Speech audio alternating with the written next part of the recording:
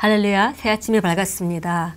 오늘도 우리가 말씀을 통해서 우리 자신을 들여다보고 거울을 들여다보므로 영광에서 영광으로 변모합니다. 오늘 12월 26일 화요일입니다. 오늘 함께 나누는 말씀은 당신 안에 있는 말씀의 나타남. 말씀이 실제가 될 때, 그걸 의미하는 것이죠. 그래서 바로 우리가 기독교라는 것이 무엇인가? 참된 기독교는 바로 우리 안에 있는 말씀이 밖으로 드러나는 것이다 라는 말씀입니다. 베드로전서 1장 23절 25절 같이 읽겠습니다.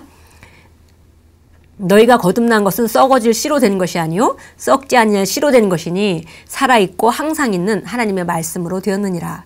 그러므로 모든 육체는 풀과 같고 그 모든 영광은 풀의 꽃과 같으니 풀은 마르고 꽃은 떨어지되 오직 주의 말씀은 세세토록 있도다 하였으니 너희에게 전한 복음이 곧 이 말씀이니라.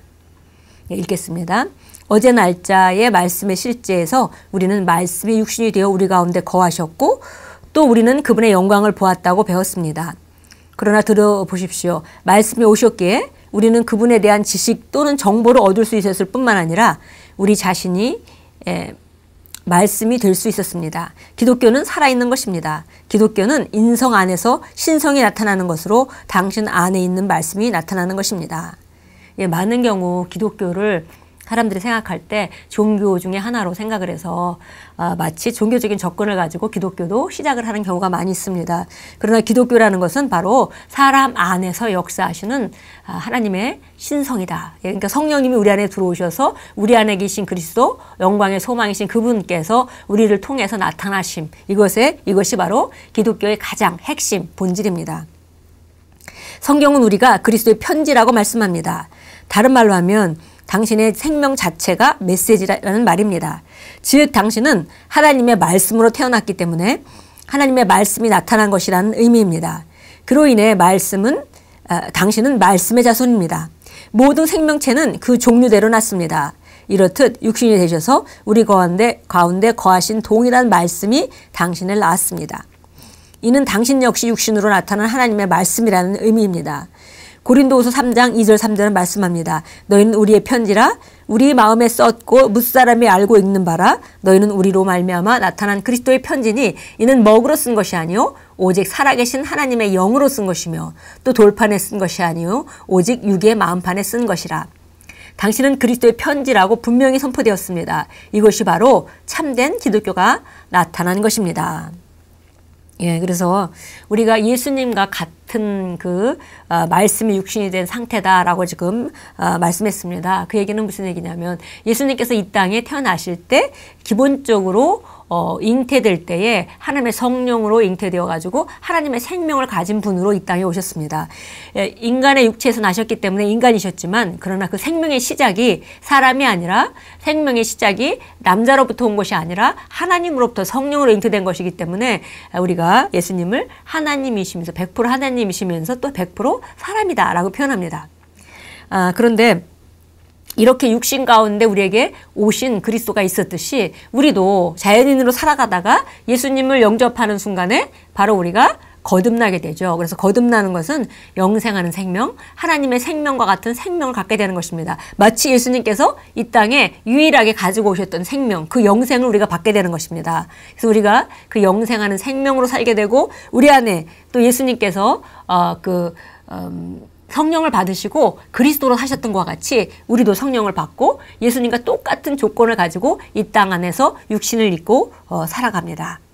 그래서 바로 우리 역시 육신으로 나타나는 하나님의 말씀이라는 의미이다 그랬어요. 성경은 분명하게 하나님이 우리를 말씀으로 낳으셨다라고 되어 있고요.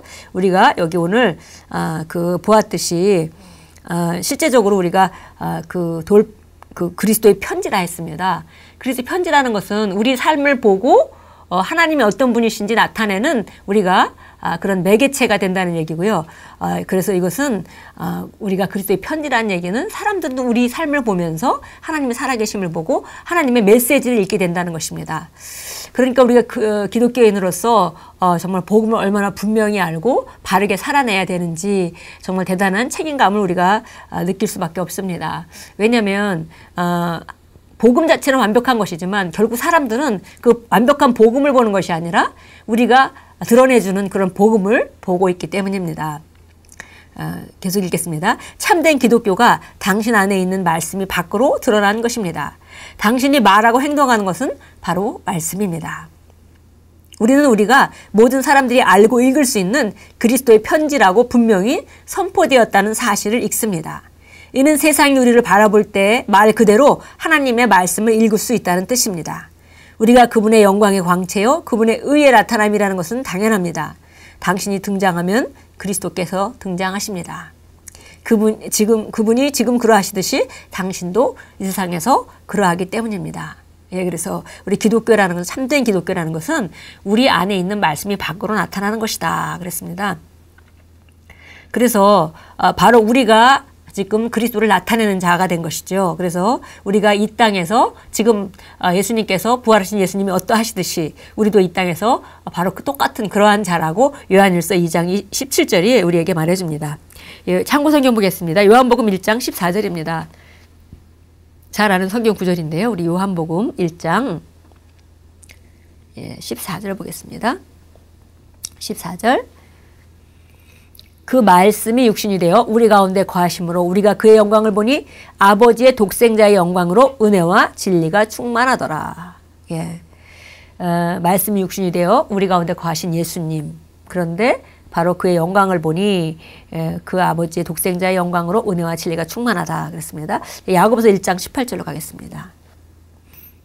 야고보서 1장 18절입니다. 18절 읽겠습니다.